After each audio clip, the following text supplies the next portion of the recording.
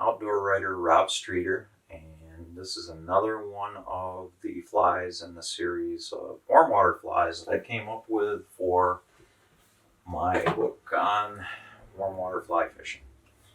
And the fly we're going to work on today, I call the Panny Popper.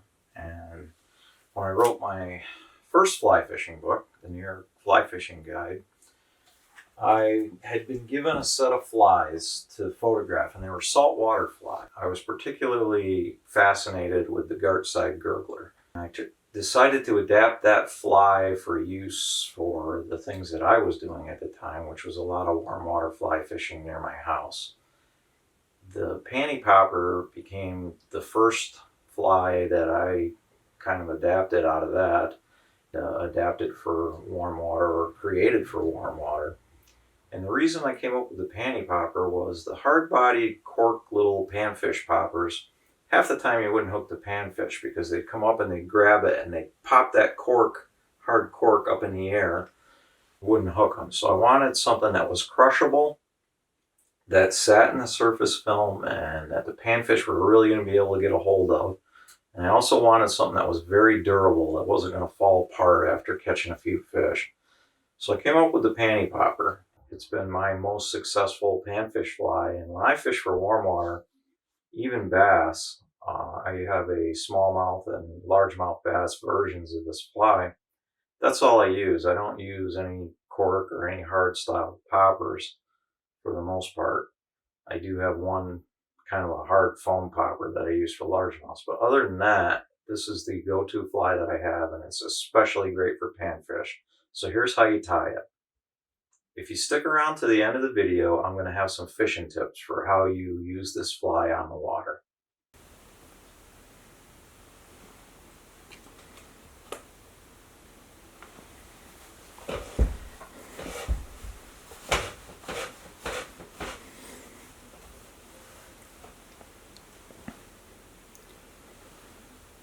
So here's how we tie this fly. Start the thread. And we've got a size 8 wide gap stinger style hook. So it's a bass bug style hook, but this is a smaller size, and I make these in size 8 or sometimes even size 10s if I can find them. So we'll trim that off. This fly uses squirrel tail for the tail section. And when I originally came up with the fly, I used to use marabou, and the marabou wasn't very durable, so I ended up switching to squirrel tail, and it makes for a great durable tail, and the fish love it. So we're going to have about that much tail,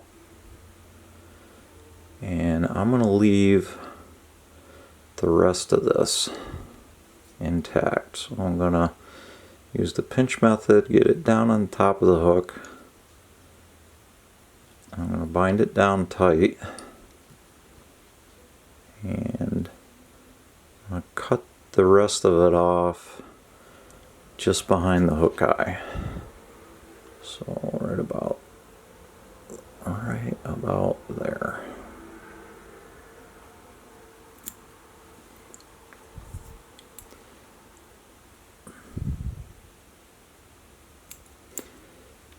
And we got a couple of them that I missed.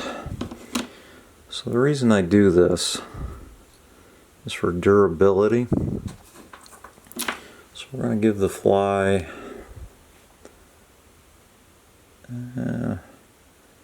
maybe 3-4 pieces of crystal flash.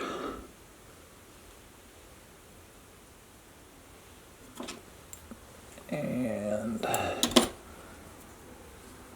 give it a little flash.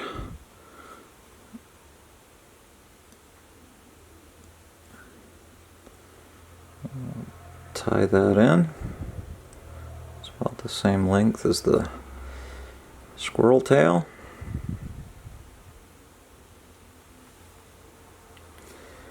And I'm going to trim that off about in the same spot. And I'm going to bind all of this down. And this makes that tail part of the fly much more durable, and the fish won't pull it apart. Okay. The next thing on this fly is just a piece of craft store sheet foam. For this one, I'm going to go about this wide.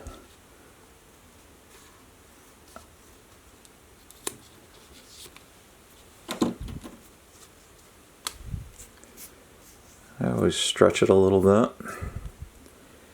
For the ends, I'm going to make a V.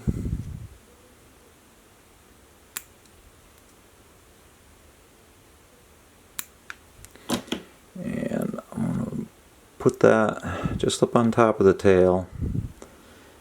And when you're working with the sheet foam, you have to be careful not to cut it with the thread.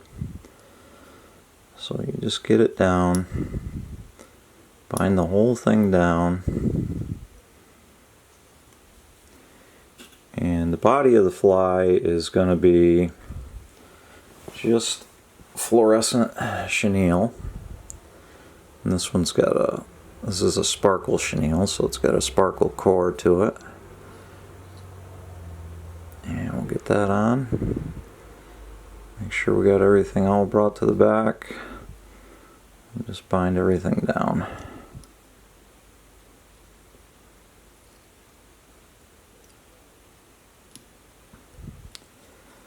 And come forward. So we do our body.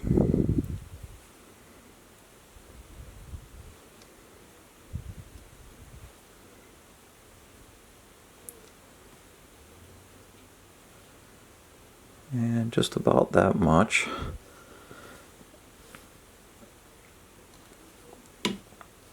Get 3 wraps on that. Cut it off.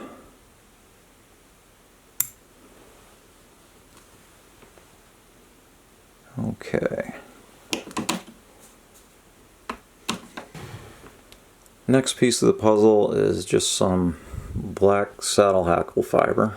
So I'm going to get a bunch of that, pull it off with a feather, and I'm going to just tie that in like a beard.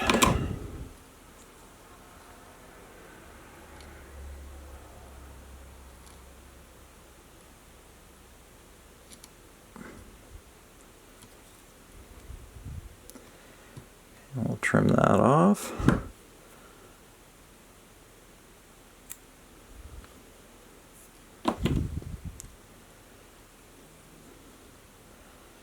Bind everything down to make the head of the fly.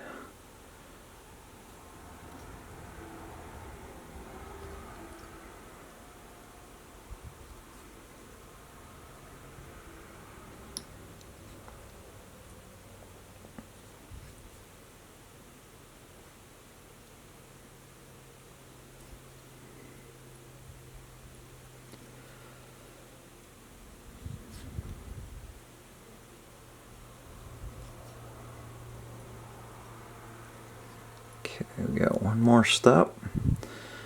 Get the thread to the back of that head part. Fold the sheet foam over. And I'm going to do a bunch of wraps right here like this. Try to make them all go in that same pathway. And just bring this here. The front part I'm going to clip about like that. And we're going to whip finish.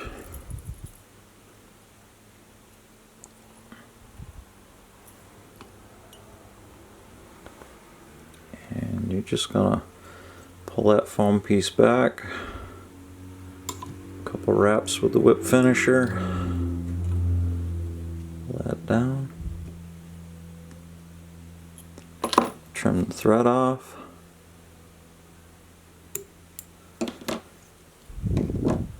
Grab our head cement.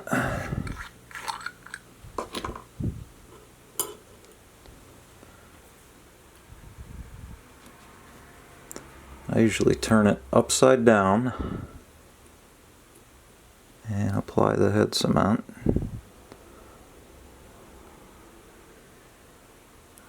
I like to use plenty of head cement. And we'll just bring it back. You can also come in like that once or twice. And the last step, those threads right here that are going over the top are the weakest link engineering wise of this fly. So I'm going to add UV cure goo, go over the top of those threads and even down the sides a little bit on both sides. And I'm going to hit that with the UV light.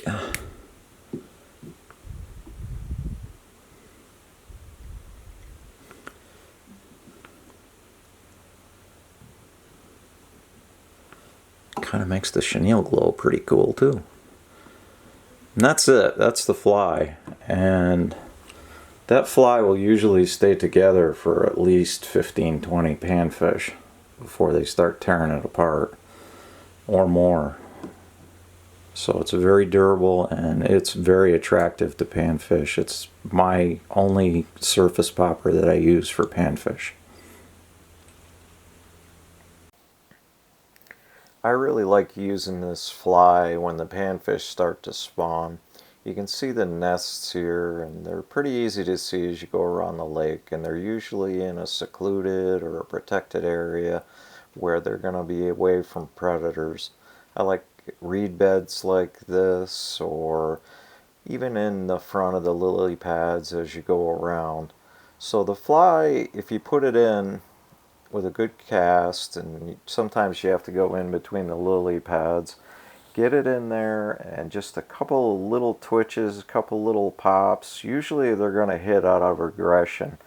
And on days like this, you catch bunches of panfish. It's an awful lot of fun. A lot of people really underestimate panfish, and they can be challenging, but they're an awful lot of fun to catch on a fly rod. So if you've never done it, give a couple of these flies a try, and I'm sure you're going to have a lot of fun.